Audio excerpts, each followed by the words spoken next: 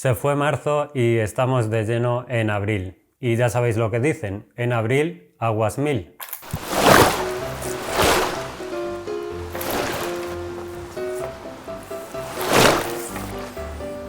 Ya.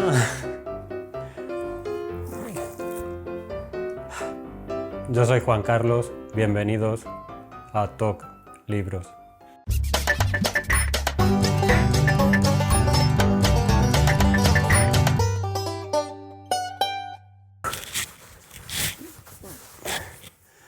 Bueno, yo creo que ya estoy seco. Hay que tener cuidado con los refranes que se dicen porque ya veis que están cargados de peligro. Bueno, antes de empezar el vídeo quiero recordaros que este próximo sábado, que es día 10 de marzo, si no pasa nada, haremos creo que ya es el quinto directo. Yo estoy grabando el lunes 5, y durante hoy, estos próximos días, ya voy a contactar a la gente que quiero que participe y bueno, a ver a quién consigo. Y otra cosa que iba a decir es que estoy pensando más adelante, bueno, hoy os traigo el resumen de lecturas de lo que leí en marzo, pero el formato estoy pensando si cambiarlo o no. Vi un vídeo de Lulu, de Foxy Lulule, que hace una reflexión bastante acertada respecto a lo que es el tiempo que tenemos de leer y cómo nos podemos a lo mejor presionar, pues tal vez para meter una lectura o un libro, terminarlo, pues en este caso en marzo, antes de que acabe el mes, para incluirlo en el resumen de lecturas. Y bueno, esto a veces termina siendo un tanto presionante. La lectura debe ser algo para disfrutar y tampoco puede ser. Entonces, ella lo que hace ahora es hacer un resumen de lecturas cada 6 libros, creo. Entonces yo estoy pensando hacer algo similar. No sé si cada 6 libros o cada 5, aún estoy, pues eso, dándole vueltas a la cabeza, o tal vez siga con este formato, aún no lo sé, pero supongo que para el próximo mes puede ser que haya novedades. Y bueno, ya sin más, vamos con el resumen de lecturas de lo que leí en marzo. Leí un total de 7 libros y paso sin más a hablar de ellos. El primero es El lector a domicilio, un libro de Fabio Moravito, y es un libro que tenía entre mis pendientes desde hace bastante tiempo. Una curiosidad es que Moravito tiene nacionalidad ítalo-mexicana, él escribe en español, pero por cuestiones de la vida nació en Alejandría, en Egipto. Este es el primer libro suyo que leo y es una novela corta que me ha gustado. En ella encontramos a Eduardo, que tras cometer un pequeño delito es condenado a realizar trabajos comunitarios en su comunidad. Concretamente lo que tiene que hacer es visitar a varias personas, normalmente jubilados o gente discapacitada, y leerles allí en su casa. Es un lector a domicilio, como bien dice el título. Él además trabaja en una mueblería familiar, un negocio familiar, que como tantos otros de la zona, él está viviendo en Cuernavaca, en México, pues están siendo extorsionados por un grupo que, bueno, a cambio de dinero les ofrecen protección, digámoslo así. Lo que pasa es que obviamente no pueden negarse a entregar esa cantidad de dinero a esta gente. Bueno, lo que más me ha gustado sin duda es cómo se relaciona Eduardo con la gente a la que va a visitar, cómo se va transformando su labor de lector a domicilio y cómo se interrelaciona con todos estos personajes, porque cada uno de ellos tiene alguna distinción especial y todos son personajes bastante bien dibujados y de ahí siempre van surgiendo distintas historias. También hay un pequeño misterio que es intentar averiguar qué tipo de relación tuvo el padre de Eduardo con una poeta mexicana, una poeta real que se llamaba Isabel Fraire, cuyo poema Tu piel, que me parece maravilloso, está rondando durante toda la novela. Todas esas subtramas que están ocurriendo siempre están interconectadas por medio de Eduardo y van cambiando un poco su comportamiento. Lo que menos me gustó es la resolución. Hay un pasaje final que, bueno, me pareció un tanto estrambótico, rocambolesco sobre todo, y me pareció que rompía un poco el tono general que estaba llevando la novela hasta entonces, que era bastante fluido. En algunos pasajes incluso me recordaba la forma de escribir de Pedro Mairal, que me gusta mucho, Pero bueno, salvo este pequeño escollo, impedimento, que obviamente afecta a mi valoración general, la sensación final es que el libro me gustó y me deja con ganas de seguir leyendo a este autor. Después leí un ensayo que se llama Como una novela de Daniel Pennac, traducida por Joaquín Jordá. Y es un ensayo curioso porque, como dice el título, está aparentemente escrito como si fuese una novela. Aquí vamos siguiendo los pasos de una persona desde que es niño hasta que va entrando en la adolescencia y cómo la lectura se va convirtiendo en un hábito. Y creo que ese es el objetivo claro y diáfano que tiene este libro, darnos a entender que el amor a la lectura no se puede imponer. Esto te lo dice ya desde el primer párrafo, que creo que es de lo mejor que tiene este libro, este ensayo. Nos habla de lo obvio, lo importante que es cultivar esta pasión y transmitirla desde las escuelas y desde el entorno familiar, pero no como una imposición, como una competencia, sino tratando de estimular esas ganas de aprender, esas ganas de leer y ese entusiasmo que hay que tener para muchas veces coger un libro. Sabemos cómo son los sistemas educativos en buena parte del mundo, con esa necesidad casi imperiosa de intentar labrarse un futuro.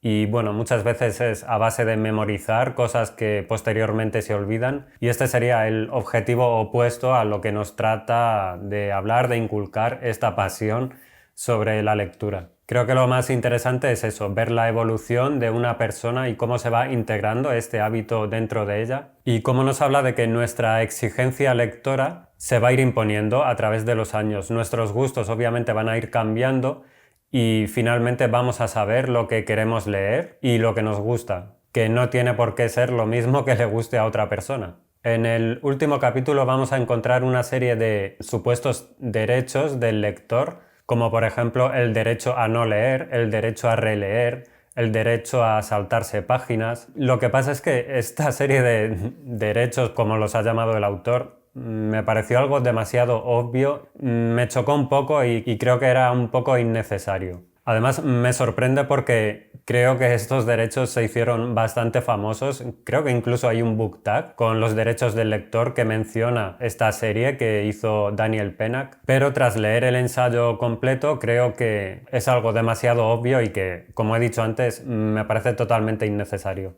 También tengo que decir una cosa que no me ha gustado, y es que de la gran cantidad de ejemplos en cuanto a autores que menciona Daniel Pennac durante todo el ensayo, el 90% o más son autores masculinos, son hombres. Si menciona 20 autores, igual menciona una autora, y eso, más que sorprenderme, me decepcionó un poco. Lo que pasa es que me debato un poco entre saber si esto es un debe del autor o simplemente es un reflejo de lo que era esta sociedad que invisibilizaba a las autoras, a las mujeres, y bueno, pues no sé si achacarlo al autor o a este condicionamiento social. Es un libro que me ha gustado, pero bueno, tampoco es que me haya encantado demasiado. El tercer libro que leí fue Salvatierra, del cual tenéis una reseña, por aquí os dejo el enlace a la misma, en la cual me explayo muchísimo y bueno, creo que es innecesario, por tanto, hablar de esta novela. Solo decir que es uno de los dos libros, si tuviera que destacar dos libros de este mes, sin duda uno es Salvatierra y el otro lo mencionaré un poquito más adelante. Seguimos con mi aportación al marzo asiático. Al final ha sido el único libro que he leído para esta iniciativa y ha sido en lectura conjunta en el Club Literario Empieza por Leer, en el cual leímos El infierno de los Gemeres Rojos de Denise Afonso, con traducción de Daniel Gascón. Este libro es un testimonio de la propia autora, ella no es escritora, pero decidió dar un testimonio del genocidio que hubo en su país, en Camboya, desde 1975 hasta 1979, coincidiendo con el momento en que los Gemeres Rojos entran en la capital, en Phnom Penh, y derrocan a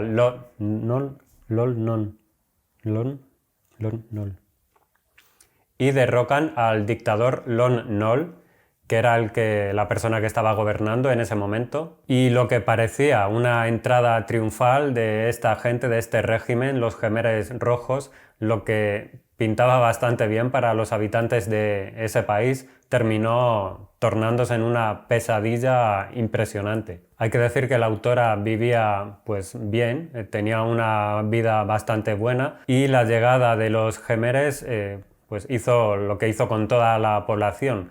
Los desplazaron hacia el campo, tuvieron que abandonar sus lugares de residencia bajo la promesa de que les iban a cuidar las casas. Fueron desplazados a una especie de campos de concentración en medio del campo donde toda la población tenía que trabajar en una especie de estado agrícola que era lo que querían imponer los Jemeres rojos. Tenían que trabajar durante todo el día a cambio únicamente de un par de comidas, por llamarlo de alguna manera, porque eran un par de cucharadas de sopa de arroz que apenas contenía arroz. No sé si decir, os podéis imaginar las penalidades que sufrió esta persona como tantísimas otras, pero es que es inimaginable. Tenían, por ejemplo, prohibido expresar sus sentimientos, incluso llegando a ver morir a sus propios hijos y no poder derramar una sola lágrima. No podían ya educar a sus propios hijos, los cuales quedaban en manos del régimen de Angar. Una hambruna tremenda que asola a gran parte de la población. Hay un momento en que los Jemeres dicen que es demasiado caro gastar una bala en cada persona, entonces los dejan morir de hambre y de penalidades. Pues imaginaos tener que llegar a pelearte con un perro por comer las sobras que le echan a este animal y, bueno, llevarte un mordisco del perro porque le estás quitando la comida. Pues llegaron a eso y a muchísimo más. Por ejemplo, la sobrina de la autora de Denise Afonso, sabiendo que iba a morir, ya estaba en las últimas, le pidió que cavara un hoyo profundo donde poder enterrarla y eso, que fuese lo suficientemente profundo para que no llegasen las bestias salvajes que rondaban por allí y pues terminasen devorando el cadáver. Yo creo que es uno de los libros que más me ha afectado en mi vida y creo que es un libro bastante necesario porque yo desconocía este genocidio y, como dice la autora en el prólogo, ella, una vez habiendo sobrevivido y habiendo perdido a casi toda su familia, pues ya viviendo en Francia, porque ella viene de un padre francés, su madre era vietnamita. Y eso, ya en Francia, unos años después, hablando con un profesor universitario sobre los distintos genocidios que ha habido en el planeta, bueno, ella le refería su propio caso, el de Camboya, y el profesor le decía extrañado: Camboya, no, en Camboya no pasó nunca nada. Yo estuve allí en 1978 y vi a la gente feliz, los Jemeres hicieron muchas cosas buenas por su país y yo no vi nada extraño. Claro, Denise Afonso se sorprende muchísimo y le dice: a ver, yo estuve allí y te voy a contar lo que me pasó, con lo cual el hombre se quedó, pues imaginaos. Por eso digo que creo que es un libro necesario para conocer una de las historias más oscuras de la humanidad y, por supuesto, para intentar que algo así no se repita jamás en ningún lugar del mundo. Por supuesto, la experiencia en lectura conjunta fue buenísima. Todos los aportes de la gente que estaba leyendo el libro fueron importantísimos y también nos sumergieron quizá de manera más profunda en esta historia tan triste. Después de una historia así, pues diréis que se necesita un libro ligero, ¿no? Algo para quitarte ese regusto, esa tremenda angustia.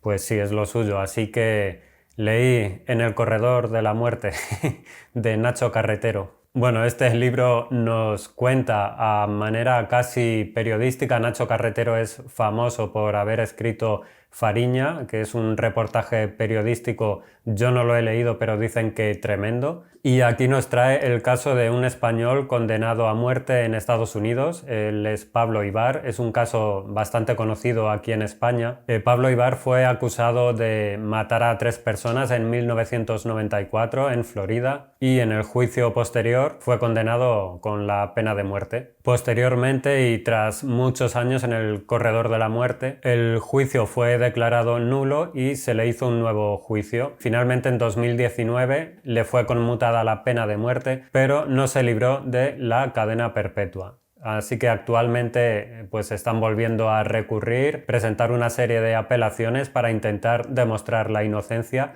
que es lo que la familia de Pablo Ibar y el mismo Pablo proclaman desde hace tantísimos años. Tal vez como reportaje periodístico, desde luego no es tan exhaustivo, no es tan objetivo, porque aquí nos presenta este caso desde el punto de vista del condenado y de su familia. Nos habla de cómo llegó su familia desde el País Vasco a los Estados Unidos. Por cierto, Pablo Ibar es sobrino de un boxeador español que fue bastante conocido, que fue Urtain. Y creo que lo que más me ha gustado de esta narración es sin duda, pues eso, esos lazos familiares, cómo viven ellos todo este proceso, la angustia que supone tener a un familiar en el corredor de la muerte sin saber si esta próxima semana va a ser ejecutado o no. Nos habla muchísimo de la esposa de Pablo Ibar. Ellos se conocieron, pues estaban de novios justo cuando sucedió este terrible crimen. Y claro, Tania, que es su esposa, insiste en que esa noche Pablo la pasó con ella.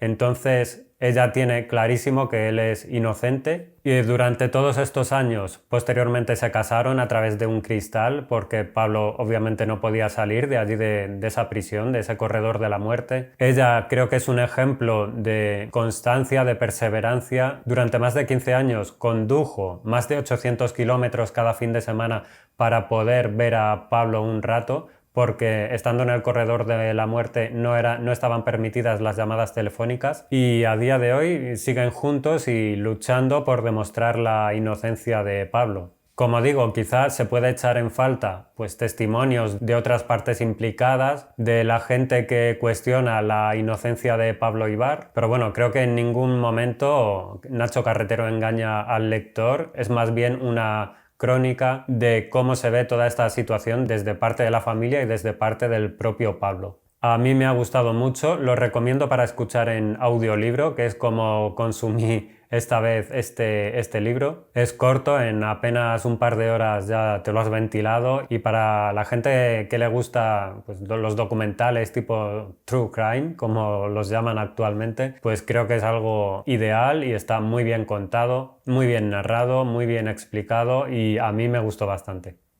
Ahora llega el segundo libro destacado sin duda de este mes y que va a estar segurísimo en el top de lo mejor de este año y es esta maravilla de Elena Garro, Los recuerdos del porvenir. Es un libro del cual es muy difícil hablar y voy a mencionarlo brevemente porque seguramente el próximo vídeo que os traiga será una reseña del mismo. Estoy viendo a ver cómo lo hago porque me está costando horrores intentar sacar todo lo que me ha hecho sentir este libro, que por cierto lo he leído en lectura conjunta con la marida. Tengo que decir que a ella también le ha encantado, le ha gustado mucho y es un libro que juega constantemente con el tiempo, que nos habla de situaciones bastante reales y hay personajes secundarios que se quedan en el imaginario personal.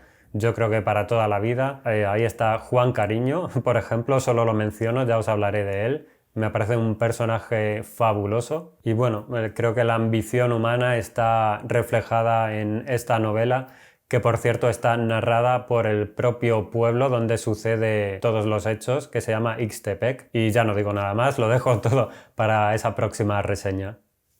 Y por último, leí Piedras en el bolsillo de Kauter Adimi. Este libro está traducido por Aloma Rodríguez y sí, es el tercer libro que leo de esta editorial de libros del asteroide este mes, pero bueno, es que es una editorial que me gusta muchísimo y creo que de momento no ha fallado. Todos los libros que leo de ellos me gustan y también es el primer libro que leo de esta autora que ya publicó en Libros del Asteroide Nuestras riquezas, una librería en Argel. Creo que es un libro, siendo una novela bastante autobiográfico, en el que encontramos a una joven argelina que desde hace unos años vive en París, vive sola y bueno, un día tiene una llamada familiar en la cual le comunican que su hermana pequeña se va a casar. Esto pone en marcha una serie de recuerdos y reflexiones sobre su infancia, sobre su adolescencia también en Argelia, cómo fue su vida y por supuesto reflexiona sobre su vida actual, la cual considera un tanto un fracaso porque su educación siempre ha estado orientada a casarse, a vivir con un marido. es cómo educan a las niñas allí en ese país, o cómo lo hacían al menos antes. La mujer siempre está relegada a eso, a tener un futuro con un marido. Entonces ella, al estar trabajando ahora y viviendo sola, sin tener novio ni previsión de tener pareja, pues se siente un tanto fracasada. Y más aún cuando se entera de que su hermana, que es más pequeña que ella, pues ya va a casarse. Es una novela muy corta, ligerita, y creo que lo que más me ha gustado es la manera en que este personaje principal, esta chica, pues utiliza el sarcasmo, la ironía, el humor para contarnos sus penas. Por ejemplo, las conversaciones telefónicas con su madre creo que son impagables y son de lo mejor de esta pequeña novela. Igual notáis algún cambio de ángulo, de iluminación o algo, porque mi cámara ha decidido acabar la batería y he tenido que esperar un rato, cargarla y ala, a grabar otra vez. Bueno, solo me quedaba decir de este libro, hacerme una pregunta. ¿Es la mejor lectura de mi vida? Pues no, pero es un libro ligero que me ha dejado muy buenas sensaciones y que me deja, la verdad, con ganas de seguir leyendo a esta autora. Es un libro que se lee como un suspiro porque además sus capítulos son muy cortos, alguno incluso de menos de una página, y bueno, creo que es recomendable para comenzar con esta autora. Y pues ya he mencionado el otro libro, el de Una librería en Argel, que quiero leer y ya lo tengo fichado también. Bueno, y este ha sido mi marzo. Espero que abril también se porte bien en cuanto a mis lecturas. De momento estoy ya con algún libro que me está gustando, como el que veis por aquí, Tierra fresca de su tumba, de Giovanna Rivero. Es un libro de relatos del cual ya os hablaré cuando toque. Volver a recordaros que este próximo sábado 10 de abril, si no pasa nada, tendremos ese quinto directo. Os espero a todos y a todas allí. Espero vuestra participación en el chat, si me acuerdo de activarlo, no como la última vez. Y qué más, que el próximo miércoles, como ya os he anunciado, tendréis la reseña, esas huellas que me ha dejado y que me sigue dejando Los recuerdos del porvenir, de Elena Garro. Y nada más, ya no os doy más la plasta, ya me despido, muchas gracias. Dejadme por favor comentarios a ver qué os parecen estas lecturas, a ver cuáles han sido las vuestras, y muchísimas gracias como siempre por todo el apoyo y nos vemos muy pronto. Chao. Era una vez. ¡Ay, te has cebado!